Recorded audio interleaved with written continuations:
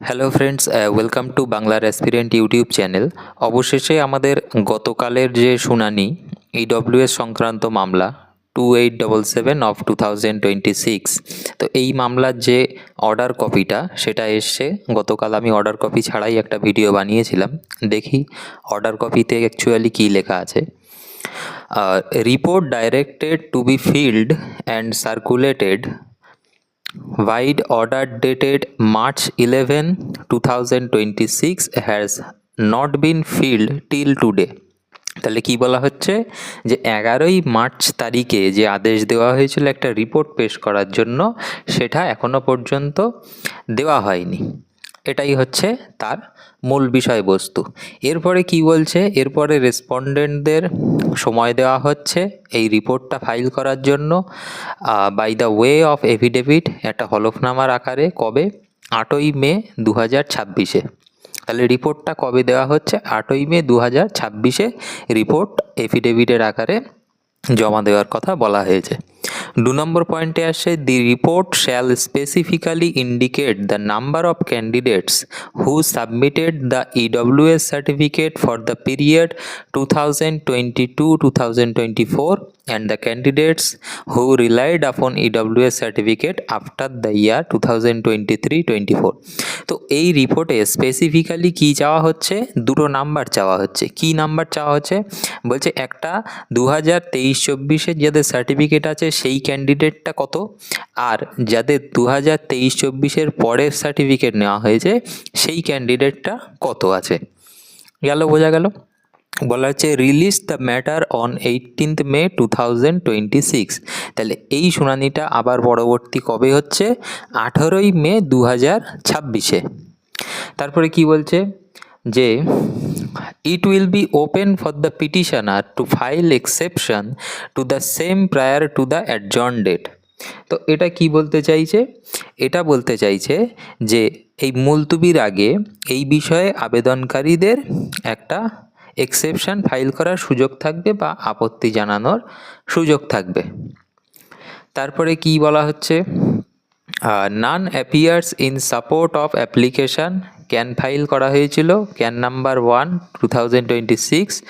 However for the end of justice lies the application along with the writ petition.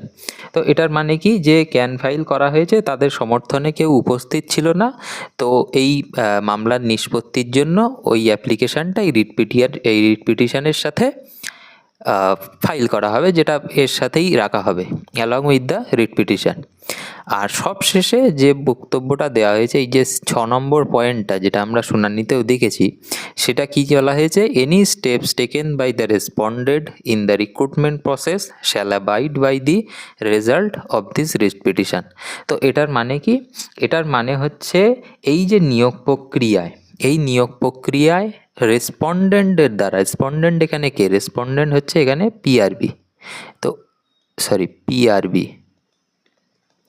তো এখানে এই রেসপন্ডেন্টের দ্বারা যা গৃহীত হবে, কোনো কিছুই যদি পদক্ষেপ গৃহীত হয়, মানে অ্যাকচুয়ালি যেটা রেজাল্টের কথা বলা হয়েছে, এই রিক্রুটমেন্ট প্রসেসে shall abide by the result of the writ petition. তো কোনো কিছু যদি গৃহীত হয় সেটা কিন্তু এই রিট পিটিশনের বা এই রিট আবেদনের ফলাফলের ওপর কিন্তু নির্ভর করবে। তো এই ফলাফলের, রিট পিটিশনের ফলাফলের ওপরে যদি নির্ভর করে, তাহলে পিআরবি নিশ্চয়ই এই ফলাফলটা দেখে তারপরে রেজাল্ট দেবে। নিশ্চয়ই 18 মের আগে রেজাল্ট দেবে না, যে কোনো রকম ফলাফল যদি কোনো কিছু হয় তাতে কিন্তু আবার সেটা চেঞ্জ করতে হবে। তো তার চেয়ে বরং আমার যতদূর ব্যক্তিগত মতামত, এই ফলাফলের পরেই রেজাল্টের হয়তো কোনো ব্যাপার সেইগুলো হয়তো হবে। তো এখানে এই 6 নম্বর পয়েন্ট সেটাই বলা হয়েছে যে কোনো রকম যদি অ্যাকশান কিছু নেওয়া হয় পিআরবির তরফ থেকে, যে কোনো রেজাল্ট বা কোনো কিছু যদি এই ধরনের কিছু নেওয়া হয়, সেটা কিন্তু এই যে রিট পিটিশন, এই যে কেস, এটার রেজাল্টের ওপরে কিন্তু সেটা নির্ভর করবে কিন্তু। তো এই হচ্ছে মেন ব্যাপার। মেন ব্যাপার কি, 8ই মে তারিখে একটা রিপোর্ট জমা দিতে হবে পিআরবির, যেটা 11ই মার্চে বলা হয়েছিল, যেটা এখনও পর্যন্ত জমা দেওয়া হয়নি একটা হলফনামার আকারে।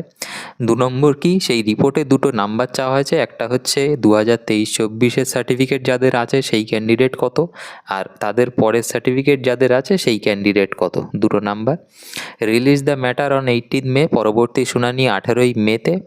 আর এখানে একটা ক্যান ফাইল করা ছিল, কেউ সেখানে আসেনি সেই অ্যাপ্লিকেশনের ভিত্তিতে, তো তার জন্যই রিট পিটিশনের সাথে অ্যাপ্লিকেশনটা রাখা হয়েছে। আর 6 নম্বর পয়েন্টে যেটা বললাম যে কোনো রকম কিছু অ্যাকশান হলে, মানে কোনো রকম পদক্ষেপ হলে সেটা এই রিট পিটিশনের রেজাল্টের উপরে নির্ভর করবে। মানে যাই রেজাল্ট আসুক সেটা হচ্ছে এই মামলার নিষ্পত্তির উপরে কিন্তু নির্ভর হবে। তো মোটামুটি এই বিষয়টা বোঝা গেল। এখনও পর্যন্ত পিআরবির রিপোর্টটা এখানে জমা পড়বে 8 তারিখে, 8ই মে যেটা বলা হয়েছে। এই 8ই মে জমার পরে 18ই মে 2026 এটার হিয়ারিং হবে এই মামলার। তো সেই দিন আশা করি বেশ অনেকটা খোলাসা হবে যে মামলা কোন দিকে এগোচ্ছে। তো এই ছিল কালকের অর্ডার কপি, যেটা রাত্রিবেলা অবধিও আসেনি, একটু আগে এসছে। তো সেটা আমি জাস্ট বুঝিয়ে দিলাম। আর বাদবাকি এখানে আর সেরকম কিছুই নেই। তো ভিডিওটা ভালো লাগলে একটা লাইক দিও আর চ্যানেলটা সাবস্ক্রাইব করো। যাই আপডেট আসুক না কেন আমি চ্যানেলে অবশ্যই দিয়ে দেবো।